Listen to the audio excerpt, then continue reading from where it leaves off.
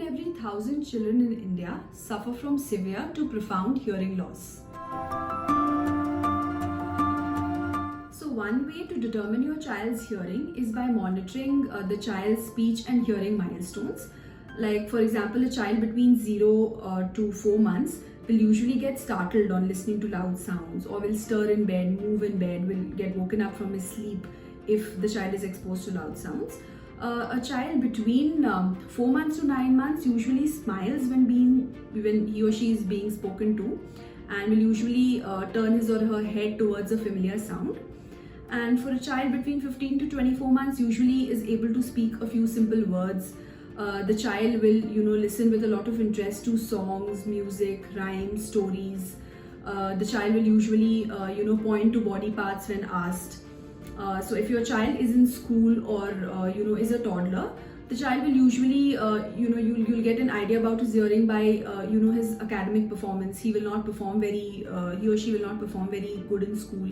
He or she is unable to follow instructions, will constantly intently stare at your face when you're talking in an attempt to lip read, will not respond if he or she is being called, and will be unable to follow instructions in class.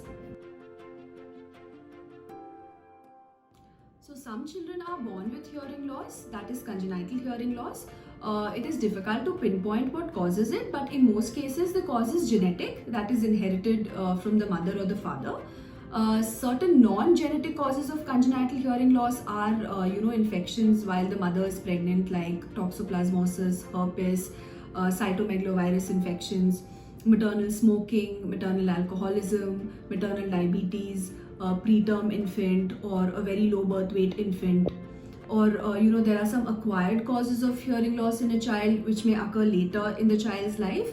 Like if there's a hole in the eardrum of the child, or repeated otitis media infections, or infections like measles, mumps, meningitis, or a head trauma.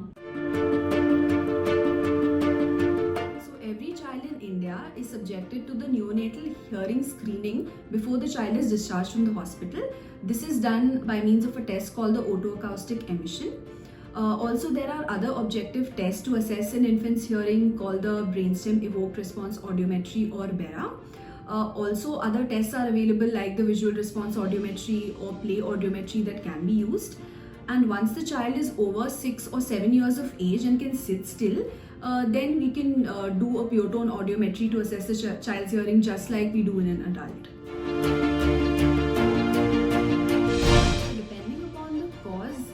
Severity of hearing loss, a variety of treatment options are available, ranging from hearing aids, cochlear implants, along with a combination of speech therapy and assistive listening devices can be used to manage hearing loss in infants.